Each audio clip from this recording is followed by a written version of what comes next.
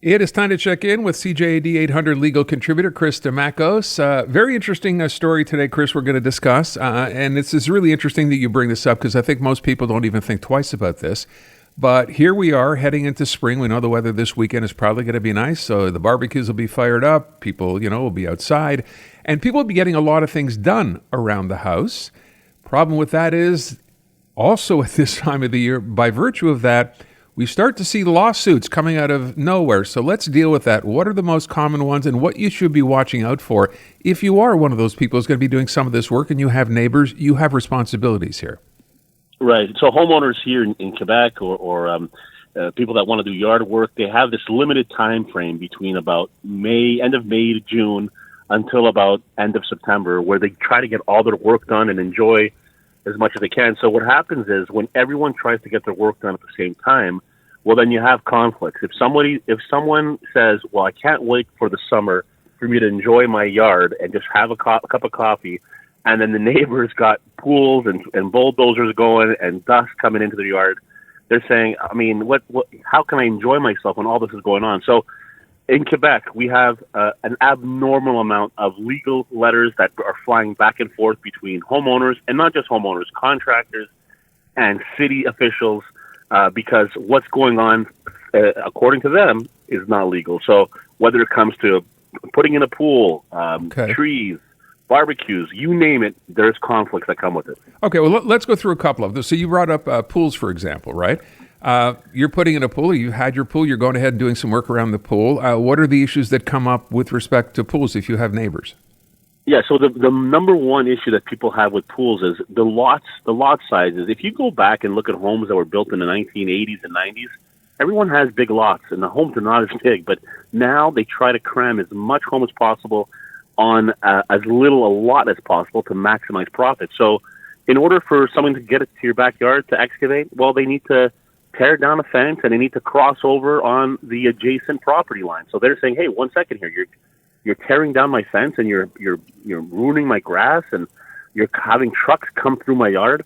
Well, that's part of the law that forces you to allow access to your neighbor if they need to get work done. So that's a very common one. The other ones that they talk about is, when it comes to the pool equipment and where they place the pool equipment, how close it is to your line and how much noise it makes.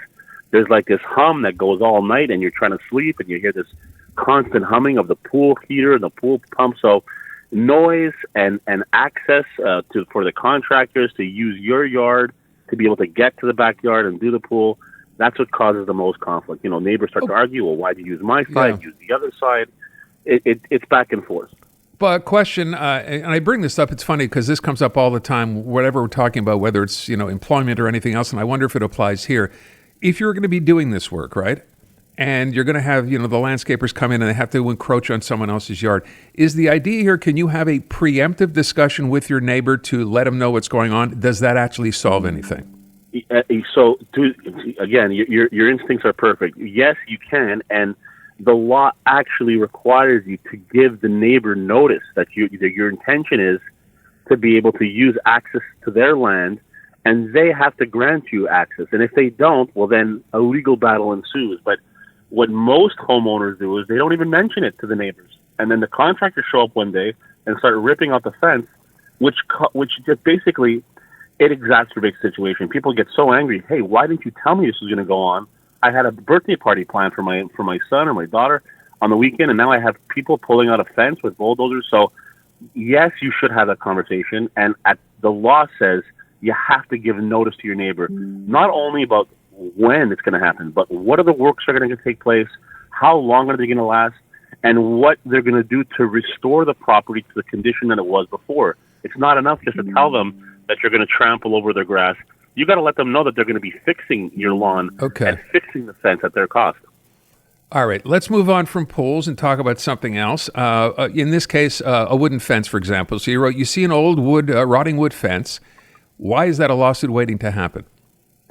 Whenever somebody wants to move a fence or change a fence, the line that fence was on for many, many, many years has created almost a presumption that the one side of that fence belongs to one neighbor and the other side of that fence belongs to the other neighbor. Even if the dividing line, if you get a land surveyor and it said that that fence wasn't installed properly, the line that this old, rotten fence has created might have, by law, changed the dividing line. So you usually have one neighbor that says, hey, this fence is not along the line where it's supposed to be. I want to put up a brand new fence along the line according to the cadastre plan. And the other neighbor says, hey, 1 second, that old rotten fence actually gave me an extra 6 inches of land now because it's been there for 20 years. Right. And the threshold is 10 years.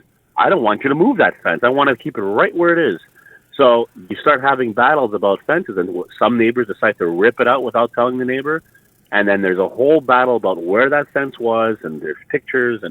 And again, what ends up happening is, whether it's a tree or a fence or a pool, they end up going to court, and they end up spending a tremendous amount of money on legal fees and experts and surveyors, all for what, at the very end, to me anyways, seems almost trivial when you look at what they were fighting over. It's more a question of principle here, but sometimes it can be as little as 6 inches of grass that people are spending $50,000 to try and salvage. So I always recommend to anyone who's in a neighbor conflict, if you go to home where you find your peace and quiet, try not making that a source of stress and legal disputes, because it can get really emotionally taxing, financially as well, but emotionally taxing if you're going home and that's a source of your stress as well. By the way, to your point, dust, noise, dirt, all those things, forget the fence. I mean, yeah, that's clearly, one of those issues, but all of that, right, that contributes,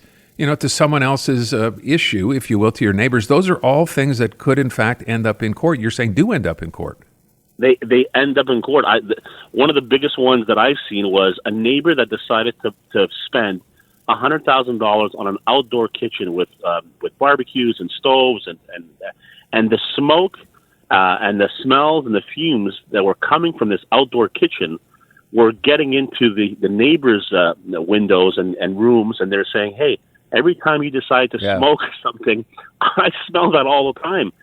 Can you not put your barbecue right up against the dividing line? So it's because we're so close together now, and people are getting more elaborate with what they're doing in their backyards. They want to spend more money there, more time there. It's starting to have this ripple effect where it's affecting the people that are adjacent to that property. So rule, same. You know what? Avoid the headaches. I would have asked you just before we wrap up, when these cases go to court, is there a consensus for who wins? It's usually common sense. So what the courts usually rule is say, look, you are living in a neighborhood. You have to tolerate some inconvenience.